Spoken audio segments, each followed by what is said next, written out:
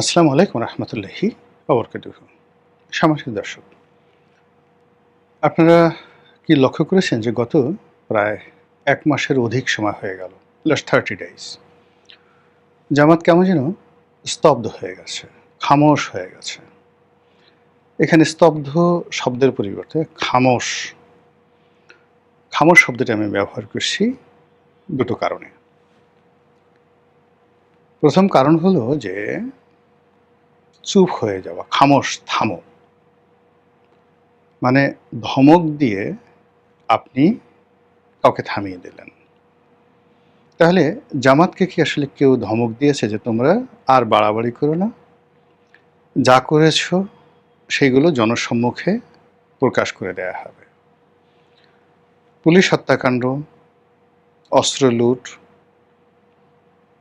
এবং July August বিপ্লবের সময় যে সকল হত্যাকাণ্ড ঘটেছে, অমীমাংসিত হত্যাকাণ্ড, তার সঙ্গে সঙ্গে যে সকল অর্থনৈতিক কেলেঙ্কারি ঘটেছে, চাঁদাবাজি ঘটেছে, বিভিন্ন প্রতিষ্ঠান থেকে যে সকল টাকা গ্রহণ করা হয়েছে, সেগুলো এখন সরকারি গোয়েন্দাদের হাতে চলে গেছে। এর সঙ্গে সঙ্গে শুরু হয়েছে হাদি হত্যাকাণ্ডের মতো স্পর্শকাতর বিষয়ে কথাবার্তা। তো এই কারণে জামাতকে কি কেউ ধমক দিল কিনা যে খামোশ, চুপ থাকো? অথবা যেটা আছে যে পরিবেশ এবং পরিস্থিতির কারণে একটা ভয়ঙ্কর পরিবেশ পরিস্থিতি যখন আপনি দেখবেন, কোনো শব্দ করতে হবে না, কাউকে কোনো কিছু বলতে হবে না, শুধুমাত্র যেটা হবে যে কেউ আপনাকে বলছে কোনো কিছু, কেউ আপনাকে কোনো কিছু বলছে, তো তার প্রেক্ষিতে কি হলো, বা আপনি দেখছেন কোনো কিছু, তার প্রেক্ষিতে আপনি অটোমেটিক যেটা হচ্ছে চুপ হয়ে গেলেন। এটাকে বলা হয় খামোশ। সেক্ষেত্রে জামাত যে জিনিসগুলো দেখছে, শাহাবুদ্দিন চুপ্পু আছেন, আওয়ামী লীগ ফিরে আসি ভাব করছে, সীমান্তে পুশিনের জন্য ভারত রীতিমতো উন্মোদনা শুরু করে ফেলেছে। মায়ানমার সীমান্তে যুদ্ধ চলছে, তুমুল যুদ্ধ, এবং সেই যুদ্ধ আরাকান আর্মির সঙ্গে এবং পাকিস্তানের মায়ানমারের জান্তা সরকারের সঙ্গে। এবং যিনি সেনাবাহিনীর প্রধান ছিলেন, অতি সম্প্রতি তিনি সেখানে প্রেসিডেন্ট নির্বাচিত হয়েছেন এবং সেখানে চীনের যে কর্তৃত্ব এটি বৃদ্ধি পেয়েছে। ফলে রোহিঙ্গাদেরকে কেন্দ্র করে, আরাকান আর্মিকে কেন্দ্র করে, রোহিঙ্গাদের মধ্যে যে কয়েকটি সশস্ত্র গ্রুপ রয়েছে, আরসা, এদের সঙ্গে যদি জামাতের কোনো সম্পর্ক থাকে, সেই জিনিসগুলো উল্টে গেল, আলটিমেটলি উল্টে গেছে। আর যদি সেই কেন্দ্রীয় সরকার, মায়ানমারের কেন্দ্রীয় সরকার, তারা আরও সুসংহত হয়ে যায়, সঙ্গত কারণে এই রোহিঙ্গা ইস্যু, আরাকানের যে ইস্যুটি, এটি আওয়ামী লীগের পক্ষে চলে যাবে। এবং বর্তমান সরকার এবং জামাতের, বর্তমান সরকারের জন্য এটা বুমেরাং, আর জামাতের জন্য এটি রীতিমতো অশনি সংকেত হিসেবে দেখা দিবে। কাজেই পরিস্থিতি মূল্যায়নের জন্য বুদ্ধিমানের কাজ হলো চুপ থাকা, দেখি কি হয়, ভারত আসলে শেষ পর্যন্ত কি করে। এর মধ্যে আওয়ামী লীগ মিছিল করছে, ছাত্রলীগ মিছিল করছে, অনেক জায়গাতে অফিস চালু করেছে, তারা ঘোরাফেরা করছে, শেখ হাসিনা আসতে চাচ্ছে, নেতাকর্মীরা দলে দলে এসে আইনের কাছে আত্মসমর্পণ করে জেলে ঢুকতে চাচ্ছে, বড় বড় নেতারা, মন্ত্রী, এমপিরা। এখন আপনি কি করবেন বলেন তো? এয়ারপোর্টে এসে যদি আওয়ামী লীগের অন্ততপক্ষে 200-300 সংসদ সদস্য, সাবেক সংসদ সদস্য, বর্তমান সংসদ সদস্য, যারা আলটিমেটলি 17 বছর বাংলাদেশে ভিআইপি ছিলেন, এরকম লোকদেরকে আপনি একত্রে 300 লোক আপনার একই সঙ্গে ঢাকা ইমিগ্রেশনে এসে উপস্থিত হলো,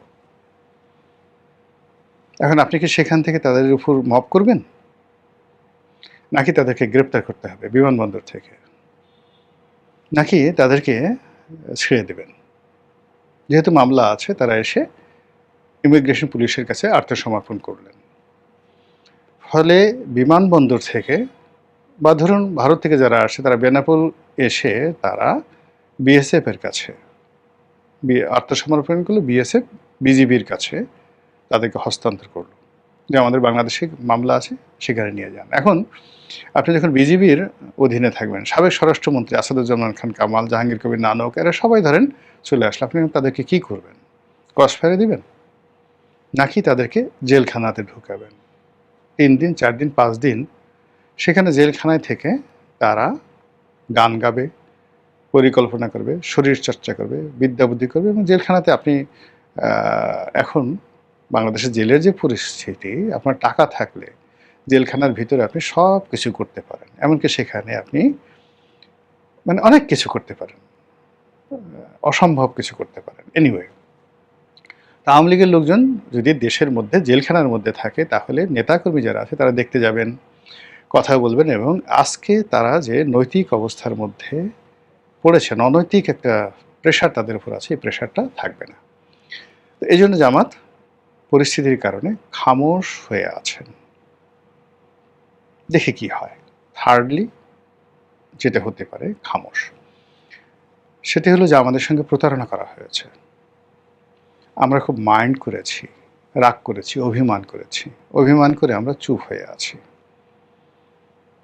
আমরা শুধু সরকার একটা সময় দিতে চাচ্ছি যে আমাদের সঙ্গে যে সকল কথাবার্তা হয়েছে সেগুলো আপনারা বাস্তবায়ন করুন, ইসলামী ব্যাংক নিয়ে খেলাধুলা বন্ধ করুন, সংস্কার প্রস্তাব বাস্তবায়ন করুন, জাতীয় সরকার গঠন করুন, দ্বিকক্ষ বিশিষ্ট পার্লামেন্ট গঠন করুন, তারপর সংবিধান সংশোধন করুন, ডক্টর মোহাম্মদ ইউনূসকে রাষ্ট্রপতি পদে বসান, আর না হলে জামাতের আমির শফিকুর রহমানকে ডেপুটি প্রধানমন্ত্রী করেন। আমরা দেখতেছি, তারপরে আমরা সিদ্ধান্ত নেব। এর ফলে কি হলো, গত 1 মাস ধরে মানে কথাশিল্পী হিসাবে যিনি বেশ জনপ্রিয় হয়েছেন, তিনি হলেন জামাত সভাপতি ডক্টর শফিকুর রহমান। সুন্দর করে কথা বলেন। তারপর জামাতের আমির মিয়া গোলাম পারওয়ার, তিনিও অসাধারণ কথা বলেন। তারপর হামিদুর রহমান আজাদ, সেলিম উদ্দিন, ডক্টর মাসুদ, যিনি এখন মাননীয় সংসদ সদস্য, তিনি আছেন। এর বাইরে সেই দলের মধ্যে আরও যে সকল, ডক্টর আবদুল্লাহ মোহাম্মদ তাহের আছেন, এটিএম আজহার আছেন, ওনারা সবাই কিন্তু খুব ভালো ভালো কথা বলতে পারেন, মাইল্ডলি, প্রফেশনালি এবং লজিক্যালি কথাগুলো তারা বলতে পারেন। আবার দলের মধ্যে অনেকে আছেন যারা মানুষকে উত্তেজিত করতে পারেন। তাদের বিরাট একটা ওয়াজিন গ্রুপ আছেন, যারা ওয়াজ করেন, ওয়াজের ময়দানে তারা বক্তব্য দিলে, সুরে টান দিলে লক্ষ লক্ষ মানুষ হাসবে, কাঁদবে, মানে তারা যেভাবে বলবেন সেইভাবে। এরকম অন্তত কয়েকশো ইনফ্লুয়েন্সিয়াল জামাতের বক্তা আছেন সারা বাংলাদেশে। আর মিজানুর রহমান আজহারি তো আছেনই, আহমদুল্লাহ এবং মিজানুর রহমান আজহারি, যারা জামাতের তৈরি সুপারস্টার, নট সুপারস্টার, বাংলাদেশের এই বক্তৃতার জগতে অনেকটা মেগা স্টার।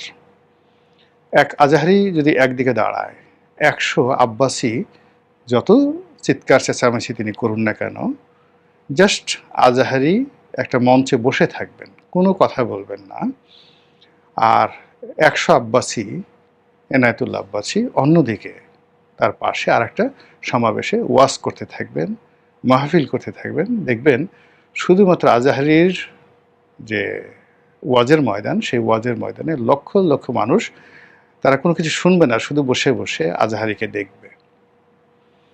তাদের একজন মুফতি ইব্রাহিম কাজী ইব্রাহিম আছে, তাদের একজন আহমদুল্লাহ আছে। তো যারা হাদিস এবং কোরআন এই সংক্রান্ত বিভিন্ন মাসলা এবং মাসাইল, মানে তারা যেভাবে উত্তর করেন, যেভাবে তাদের কাছে প্রশ্ন করা হয়, এই প্রশ্নগুলো শোনার জন্য মানুষ বসে থাকে। আচ্ছা, আপনার বীর্য কতটুকু বের হবে? কতটুকু বের হলে আপনার কি, আপনি কি দাসীর সাথে সঙ্গম করতে পারবেন? বিয়ে ছাড়া আপনি কোন রমণীর সাথে আর কি কী করতে পারবেন? এই সমস্ত যে খুব সুরসুরি মার্কা যে সকল প্রশ্ন, খোলামেলা আলোচনা হয় এবং তারা সেগুলোর উত্তর দেয়। এভাবে অনেক জামাতি বক্তা আছেন যারা মোহবিষ্ট করে রাখতে পারেন, তারাও কিন্তু এই সময়টাতে একেবারে চুপচাপ আছেন। তো কাজেই এই যে জামাতের খামোশ হয়ে যাওয়া যে কারণগুলো বললাম, সেই কারণের বাইরে আরও যে কারণগুলো আছে, সেটা হলো এই সময়টিতে এনসিপির যে মুভমেন্ট, এটি বেশ আশ্চর্যজনক। তারা জামাতকে পিছনে ফেলে, জামাতকে যাকে বলে রিজার্ভ ফোর্স হিসাবে জামাতকে রেখে মূলত পদাধিক বাহিনী হিসাবে বা তীরন্দাজ হিসাবে এনসিপির সামনে এগিয়ে আসছে। এবং তারা আবার সুসংগঠিত হয়ে নাসিরুদ্দিন পাটোয়ারি, নাহিদ ইসলাম থেকে শুরু করে অন্যান্য যারা আছেন, তারা সারা দেশ চষে বেড়াচ্ছেন। ঢাকা শহরে একটার পর একটা কমিটি করছেন, বক্তৃতা দিচ্ছেন, বিবৃতি দিচ্ছেন। এখানে সার্জিস, হাসনাত আবদুল্লাহ, মাহফুজ, অন্যান্য যারা আছেন, সবাই যার যার আপন কর্মে তারা ব্যস্ত। নির্বাচনের আগে তারা যেভাবে একটা ইসলামিক ঐক্য তারা করার চেষ্টা করেছিলেন, সেটা ভেঙে গেছে।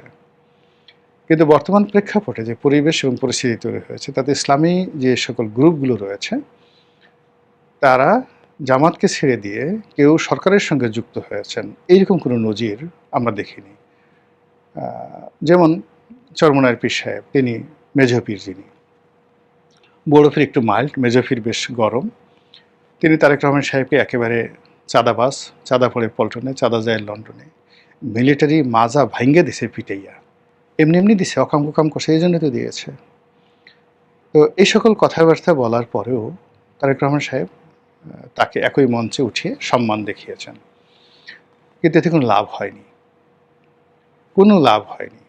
বরং রাজনীতির ময়দানে তারা এই যে তারেক রহমান সাহেব তাদেরকে ডাকছেন, কাছাকাছি যখন দেখলেন, তখন মেজর পীর সাহেব বা জামাতে যারা নেতৃবৃন্দ, তারা বুঝে গেছেন যে আসলে তারেক রহমান সাহেবের আসলে কতটা ব্যক্তিত্ব রয়েছে, কতটা ওয়েট রয়েছে, এবং তিনি আসলে কিভাবে রাজনৈতিক দলগুলোকে হ্যান্ডেল করবেন, তার পার্সোনালিটি কোন পর্যায়ের, এই জিনিসগুলো কিন্তু বুঝে গেছে, আন্দাজ বুঝে গেছে। এবং সেই অনুযায়ী কিন্তু তারা সিদ্ধান্ত নিয়ে ফেলেছে যে তারা এই সরকারের সঙ্গে কোনো কমিউনিকেশন করবে না এবং তারা সরকার বিরোধী অবস্থানে থাকবে।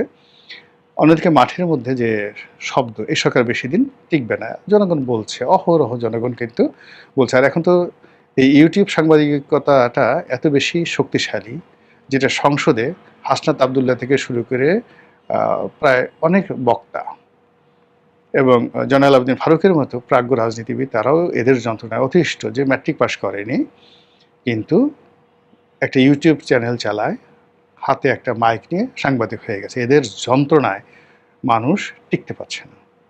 তারা তাদের পার্সোনাল লাইফ নষ্ট করে দিচ্ছে, রাজনৈতিক জীবন নষ্ট করে দিচ্ছে, ইত্যাদি ইত্যাদি নানা রকম যে ঘটনাগুলো এখন ঘটছে, তার প্রেক্ষিতে সরকারের যে ধারাবাহিকতা, স্ট্যাবিলিটি, এটা নিয়ে স্থির হওয়া বা এটার উপর যাকে বলা হয় ইমানে ঠিক রাখা খুব কঠিন একটা বিষয়।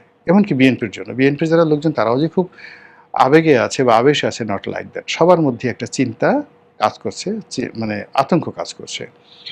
তো এই সব মিলিয়ে জামাত একটা পরিবর্তিত পরিস্থিতিতে নতুনভাবে তাদের তৎপরতা শুরু করার জন্য যদি আগের জমানার মতো গুপ্ত কাজ শুরু করে, গুপ্ত তৎপরতা শুরু করে, সেটা যেভাবেই হোক, দাওয়াতি কার্যক্রম হোক, রাজনৈতিক কার্যক্রম হোক, লড়াই সংগ্রাম হোক, এমনকি জামাতের যারা লোকজন, এনসিপির যারা লোকজন, যেটা আওয়ামী লীগের বিরুদ্ধে সশস্ত্র যুদ্ধ করার যে প্রস্তুতি তাদের ছিল, সেটা থেকে যে তারা বের হয়ে আসে, তারা যে অস্ত্র সমর্পণ করেছে, এরকম ঘটনা তো ঘটেনি। কাজেই তাদের এই যে খামোশ হয়ে যাওয়া, এই খামোশ হয়ে যাওয়াটা অত্যন্ত গুরুত্বপূর্ণ এই মুহূর্তে রাজনীতির ময়দানে। মহান আল্লাহ আমাদের সবাইকে হেদায়েত দান করুন এবং হেফাজত করুন। আসসালামু আলাইকুম ওয়া রাহমাতুল্লাহি ওয়া বারাকাতুহু।